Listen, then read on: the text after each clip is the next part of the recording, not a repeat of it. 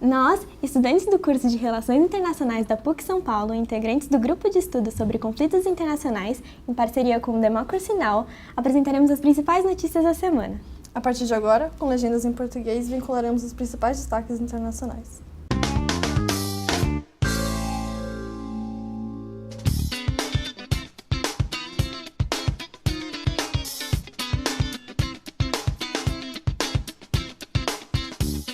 From San Francisco, this is Democracy Now!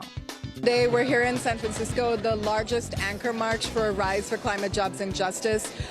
Today we are here ahead of the Global Climate Action Summit to call on Governor Jerry Brown and elected officials at all levels to step up on climate action, phase out fossil fuels, and push for a just transition for 100% renewables. People march in San Francisco calling for climate justice ahead of California Governor Jerry Brown's Global Climate Action Summit. So to Governor Brown, I would say this is your last chance. Make sure that when we're talking about fossil fuels that there are no new permits that are going out for new drilling, because we know that the impacts that happen in our most vulnerable communities are a part of that process. So you have a responsibility. If you want to be a leader on climate, if you want to be a leader on the environment, then that means you have to be listening to the voices of our most vulnerable communities.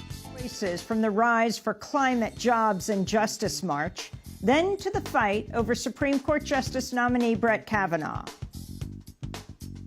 I find it impossible to reconcile what you're regularly being told, that your testimony that you received nothing stolen, had no reason to suspect anything was stolen, when, frankly, as we now know, Republican staffer Manny Miranda stole things. And some of the things he stole went directly to you.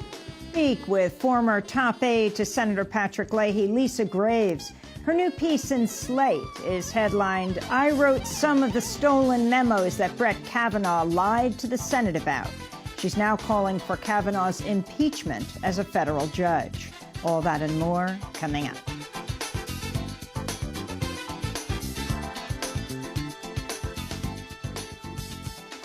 Welcome to Democracy Now!, democracynow.org, the War and Peace Report. I'm Amy Goodman. Activists held hundreds of protests Saturday in more than 90 countries as part of a worldwide day of action demanding urgent action to address climate change. In France, tens of thousands of people joined climate marches across the country. In northern India, about 10,000 students and teachers tied red ribbons to trees in an action to end deforestation. In the Philippines, nearly 1,000 people marched in Manila to protest the country's reliance on coal. In New York City, 10 activists were arrested protesting in front of Governor Andrew Cuomo's office to demand New York State transition to 100% renewable energy. In Thailand's capital, Bangkok, about 200 people protested outside the UN regional headquarters, including fishermen and laborers whose livelihoods are threatened by rising sea levels. In Australia, demonstrators demanded a halt to plans for a $16 billion coal mine in Queensland. And here in San Francisco, up to 30,000 people marched through the streets to demand urgent climate action. After headlines, we'll play voices from that protest in San Francisco. The Syrian government, backed by Russian airstrikes, is continuing its offensive in Idlib province, the last major rebel-held part of Syria. Residents and rescue workers say the Syrian government's been dropping barrel bombs on apartment buildings, killing civilians, including children. This is Hervé Roussel, a spokesperson for the World Food Programme. The single greatest priority must be to end this brutal conflict. WFP appeals to all parties to protect civilians, respect humanitarian principles, and allow for the safe delivery of food to families in need, no matter where they are.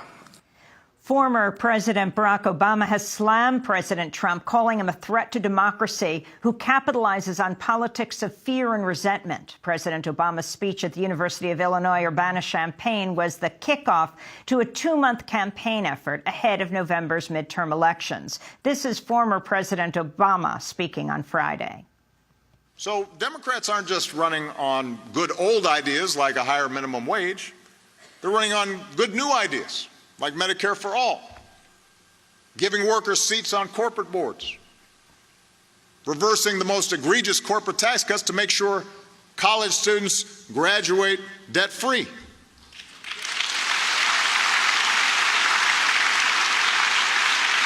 Sentenced to 14 days in prison for lying to the FBI about his contacts with Russians during the 2016 election. Papadopoulos is the first Trump advisor to be sentenced as part of a special counsel Robert Mueller's investigation into the Trump campaign's ties to Russia. Massachusetts Senator Elizabeth Warren is calling for senior Trump administration officials to invoke the 25th Amendment to remove President Trump from office. This is Warren speaking on CNN. If senior administration officials think that the President of the United States is not able to do his job, then they should invoke the 25th Amendment. President Trump's national security advisor, John Bolton, is expected to announce today the United States will adopt an aggressive stance against the International Criminal Court, including threatening sanctions against the court if it tries to investigate alleged war crimes committed by U.S. troops in Afghanistan. In Bolton's speech today to the Federalist Society, he's also expected to announce the closure of the Washington, D.C. office of the Palestine Liberation Organization, the PLO, as retaliation for the Palestinians' efforts to bring alleged Israeli military war crimes to the International Criminal Court. Israeli soldiers shot and killed 2 Palestinian protesters and wounded more than 200 others in Gaza on Friday during the Palestinians' weekly demonstrations along the separation fence with Israel. The Palestinian Ministry of Health says the Israeli military has killed at least 179 Palestinians and wounded over 19,000 more since the Palestinians' nonviolent Great March of Return protests began on March 30th. The New York Times is reporting Trump administration officials held multiple secret meetings with rebel Venezuelan military officers last year to discuss plans to overthrow Venezuelan President Nicolas Maduro. The secret meetings about a possible coup included a Venezuelan military commander who's on a U.S. government sanctions list of corrupt Venezuelan officials. The Times reports the discussion stalled after Trump administration officials reportedly decided not to assist in a military coup in Venezuela. An Egyptian court has sentenced 75 members of the Muslim Brotherhood to death in a mass trial over the 2013 sit-in protests against the ouster of former President Mohamed Morsi. Amnesty International slammed the mass trial as a grotesque parody of justice. In Iraq, massive protests continue in the southern city of Basra, where protesters torched the Iranian consulate Friday. The demonstrations in the oil-rich region began after thousands of residents fell ill from contaminated water. Residents are demanding more jobs and better public services, including clean drinking water. Les Moonves, the longtime head of CBS, has resigned, only hours after The New Yorker magazine published an article detailing a slew of new sexual assault and sexual harassment allegations against him. In July, 6 women accused Moonves of sexual harassment in a New Yorker article. Then on Sunday, the magazine published a second article in which 6 more women accused Moonves of assault and harassment, including saying he forced them to perform oral sex on him, that he exposed himself to them without their consent, and that he retaliated against them professionally after they rejected his sexual advances. One woman, television executive Phyllis Golden Gottlieb, filed a police complaint against Moonves, accusing him of physically restraining her and forcing her to perform oral sex, and in a separate instance, physically throwing her against a wall. The New York Times reports Moonves could walk away with as much as $120 million in severance pay from CBS. The New York Times reports the CIA is expanding its drone operations in Africa, including expanding an air base deep in the Sahara. The widening CIA drone war in Africa comes after President Trump restored the CIA's powers to conduct covert drone operations, which had been curtailed under President Obama following widespread outrage about civilian casualties. The nationwide prison strike came to an end Sunday, following nearly 3 weeks of work stoppages, hunger strikes, sit-ins, and commissary boycotts in prisons from coast to coast. The nationwide demonstrations demanding better conditions, the right to vote, and the abolition of what prisoners call modern-day slavery ended on the 47th anniversary of the beginning of the Attica prison uprising in upstate New York. In Florida, a white Dallas police officer has been charged with manslaughter after shooting and killing a 26-year-old black man in his own apartment. The police officer, Amber Geiger, entered Botham Sherm John's apartment and opened fire, killing him. Police claim the officer believed it was her apartment. She simply walked into the wrong one. She was released from county jail on Sunday night on $300,000 bond. Investigators have taken a blood sample from the officer to test for drugs and alcohol. This is Botham Sherm John's friend, Jessica Berry. Just knowing the way that he died, it seems unfair because, you know, think of the nicest person that you know and the most generous person that you know, and then they get shot as if they were a criminal or a thief. And it's just not fair. In sports news, tennis superstar Serena Williams accused umpire Carlos Ramos of sexism during Saturday's U.S. Open final. The umpire harshly penalized Williams after she called him a thief and a liar, which Williams says is different than how male tennis players are treated by umpires. This is Serena Williams speaking at a press conference after the 2018 U.S. Open. I can't sit here and say I wouldn't say he's a thief because I thought he took a game from me, but I've seen other men call other umpires several things, and I'm here fighting for women's rights and for women's equality and for all kinds of stuff. And for me to say thief and for him to take a game, it made me feel like it was a sexist remark. I mean, like, how he's never took a game from a man because they said thief. For me, it blows my mind. In more sports news, NFL players continued to protest during the national anthem Sunday to call attention to police brutality and racism.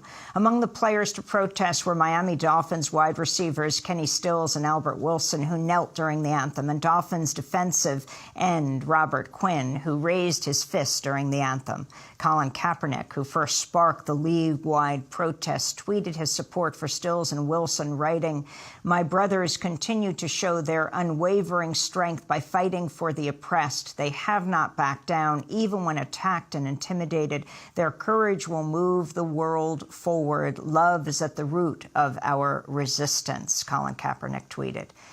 And scientist Jocelyn Bell Burnell has been awarded the Special Breakthrough Prize in Fundamental Physics 50 years after she made a historic astronomical discovery, only to have her male advisor take credit and receive a Nobel Prize for her work.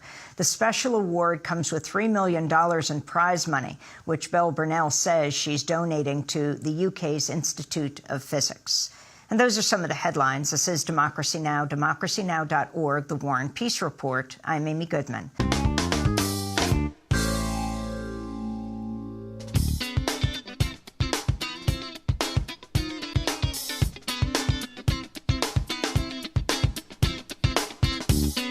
From San Francisco, this is Democracy Now! You're risking your life here. It's exactly what's going on. And how much do you make? $1 an hour. Some have called it slave labor. What do you think of that? No matter if we're incarcerated or we're free, we're getting paid $1 an hour. As California faces a record-setting fire season, 20% of the firefighters battling the wildfires are prisoners.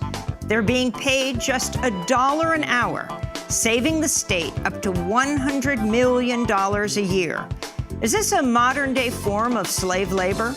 We'll travel to a California prison fire camp to speak to some of the incarcerated firefighters. Then to death on the Dakota Access Pipeline. I uncovered 2 deaths that occurred during the construction of the Dakota Access Pipeline. That then led me to an investigation that found that the building of oil and natural gas pipelines is one of the deadliest jobs in America. We'll speak with investigative journalist Antonia Juhas. All that and more coming up.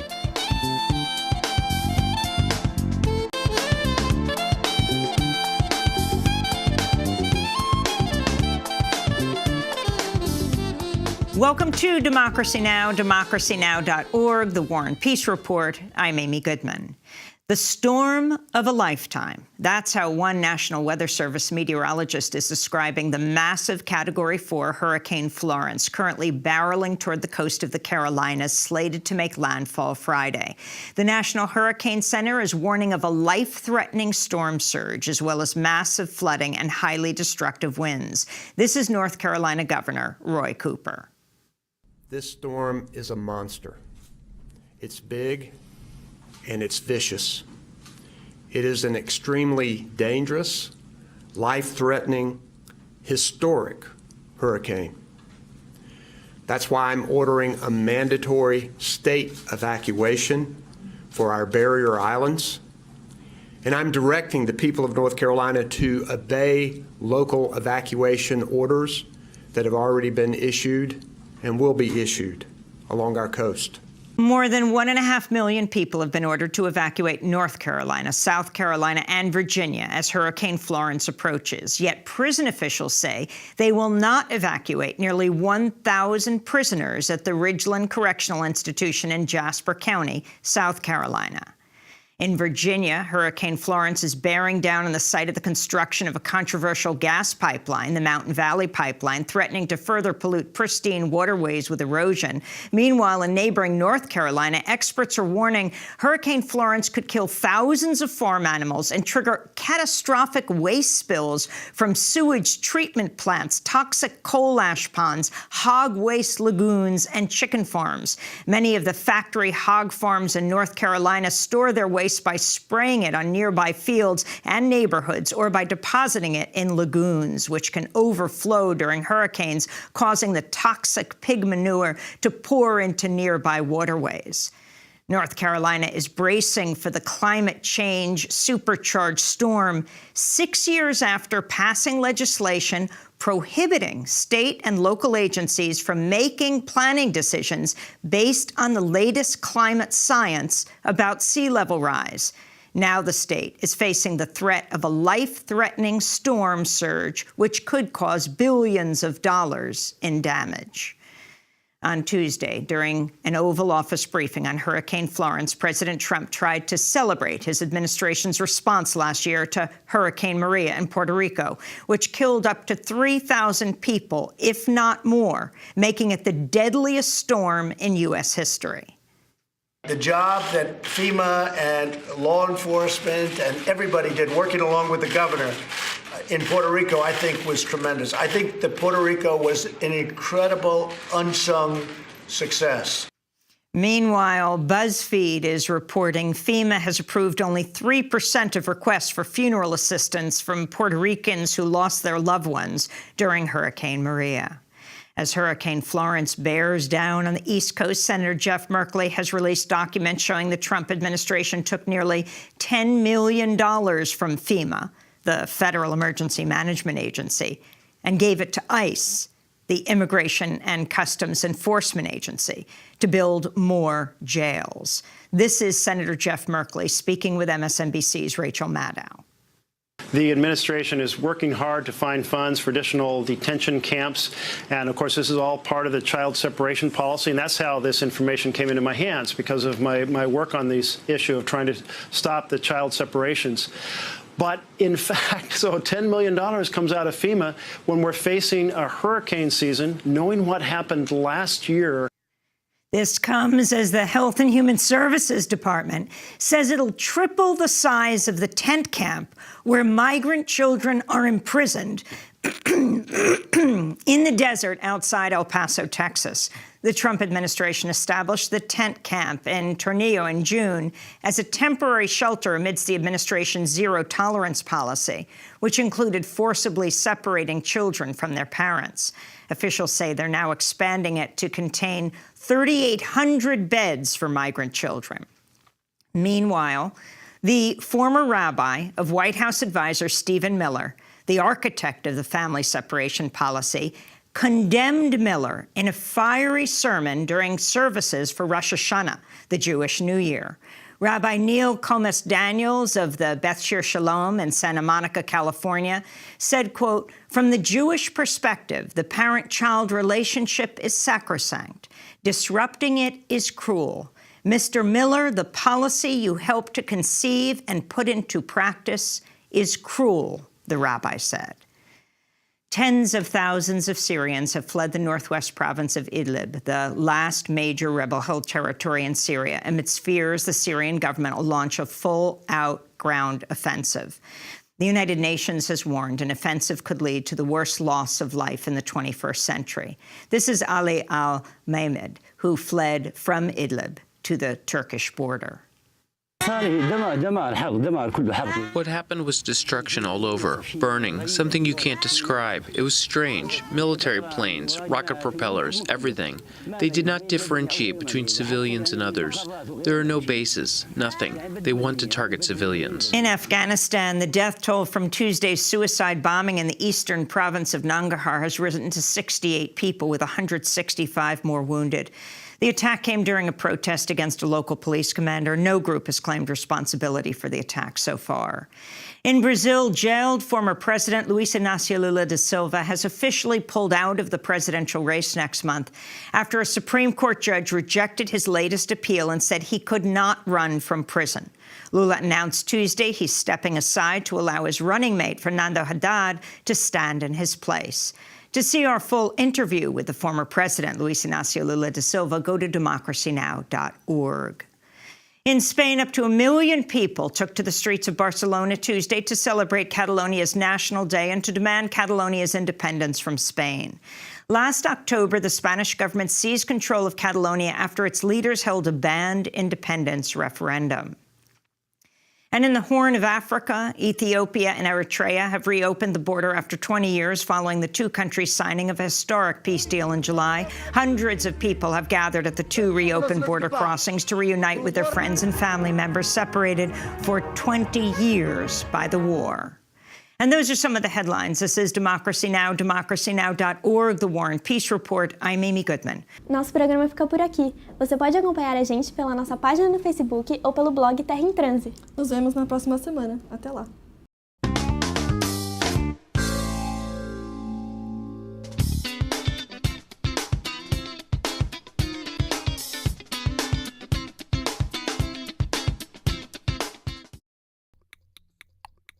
Muita gente confunde engenharia biomédica com medicina ou engenharia biomédica com biomedicina, mas não tem nada a ver nem com um nem com o outro. Engenharia biomédica, como o próprio nome diz, é uma engenharia. E é uma engenharia que está relacionada à medicina, mas a gente não vai atuar nessa área.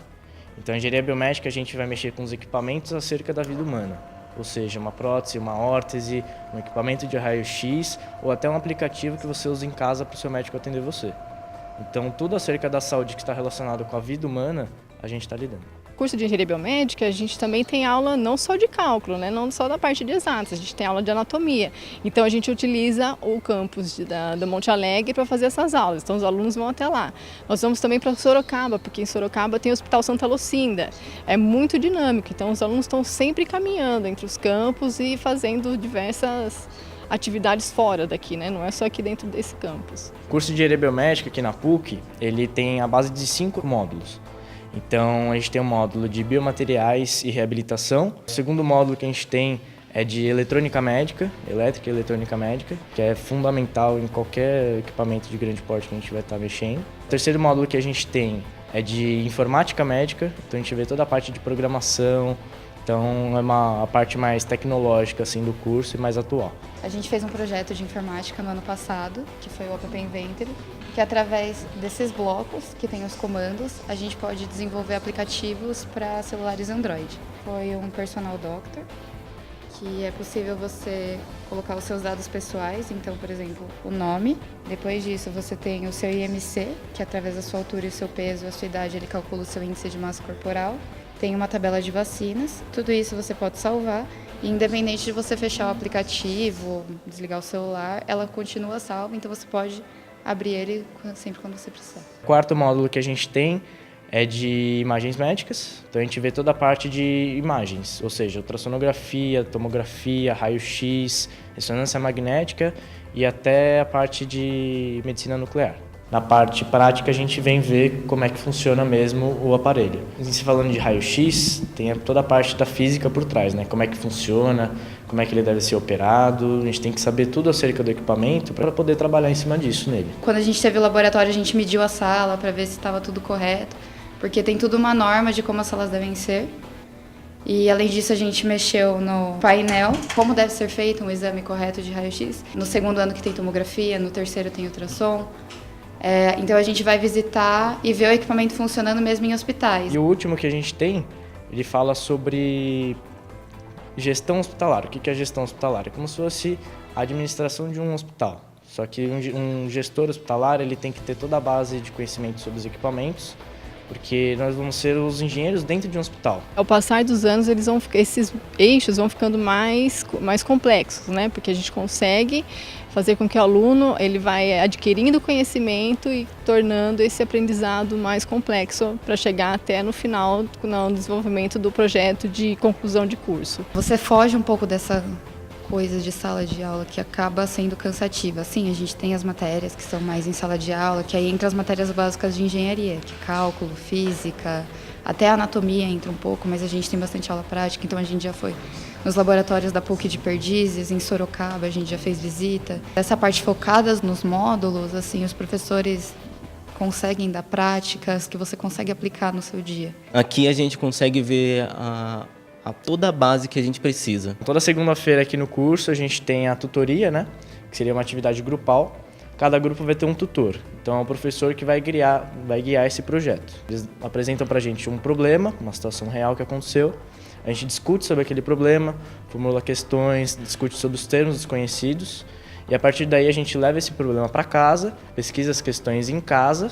No final a gente faz um resumo crítico sobre tudo que a gente aprendeu. Eles são avaliados tanto na abertura do problema quanto no fechamento do problema. E aí a gente vê, na realidade, alguns pontos principais. A participação, a liderança, conteúdo, se está apropriado ou não, né? A participação do grupo como um todo. O próprio nome diz, é uma metodologia ativa, né?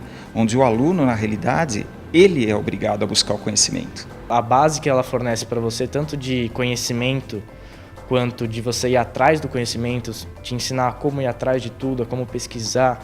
Porque no mercado de trabalho, eles não vão te dar um livro e falar, faz um projeto.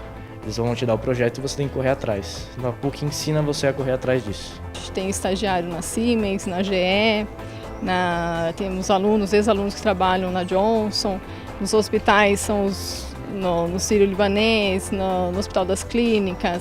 Então o mercado está absorvendo muito bem os alunos aqui do nosso curso. Quando o pessoal vê o nome PUC, você já sobe um degrauzinho na escada de uma profissão.